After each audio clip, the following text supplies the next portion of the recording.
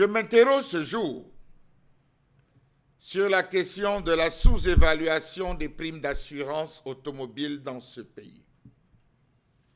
Dans une circulaire signée le 7 mars 2024, le ministre des Finances, Louis-Paul Motazé, a invité les compagnies d'assurance et les intermédiaires au respect strict des modalités de souscription des polices d'assurance de responsabilité civile automobile. Comment comprendre cette façon de fonctionner dans ce pays? Une façon qui ne date ni d'hier, ni d'aujourd'hui, encore moins d'avant-hier, mais de Mathusalem, et qui chaque fois nécessite des rappels à l'ordre, des sensibilisations suivies des sanctions.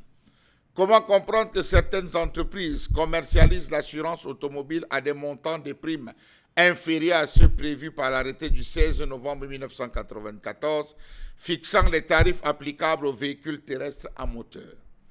L'arrêté du 16 novembre 1994, fixant les tarifs applicables aux véhicules terrestres à moteur précise que la fixation de la prime d'assurance automobile dépend d'un certain nombre de critères, à savoir le nombre de chevaux, la zone de circulation, la source d'énergie, la catégorie du véhicule.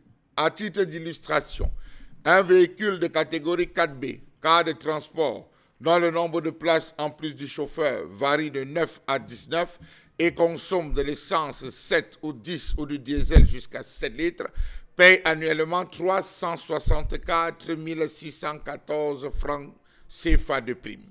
Le même véhicule qui consomme l'essence 11, 14 ou du diesel de 8 à 10 litres au nombre de places identiques paye en revanche une prime annuelle de 453 333 francs CFA, soit un différentiel de 88 717 francs CFA.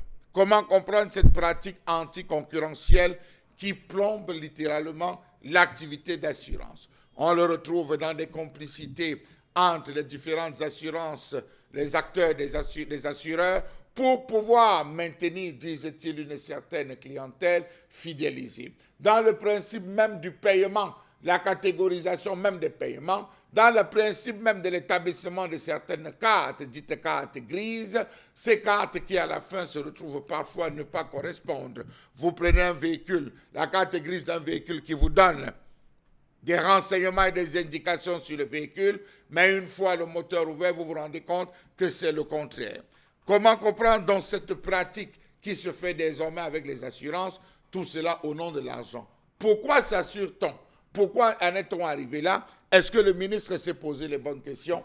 Eh bien, monsieur le ministre, au Cameroun, on paye l'assurance, non pas parce qu'on sait qu'elle peut nous protéger, parce qu'on sait que les procédures de remboursement, les procédures de compensation, monsieur le ministre, sont d'une longueur infinie. On paye tout simplement parce qu'on veut fuir. Fuir la police, fuir les contrôles routiers. On paye et on sous-traite tout simplement parce que c'est la seule place qu'on cherche à protéger parfois, c'est la place du chauffeur. Lorsque ce n'est pas la place du chauffeur, on va chercher le bas de gamme et c'est dans le bas de gamme parfois qu'on se retrouve à avoir tout ce type de problèmes. Savez-vous que cette pratique a des conséquences sur les règlements des sinistres, les recettes fiscales et encourage le développement des rapports commerciaux atypiques? Oui, c'est ce qu'on vit malheureusement et ça ne date pas d'aujourd'hui. Les assurances, je peux vous assurer, c'est encore dans le flou parce que ça ne rassure et ça n'assure personne.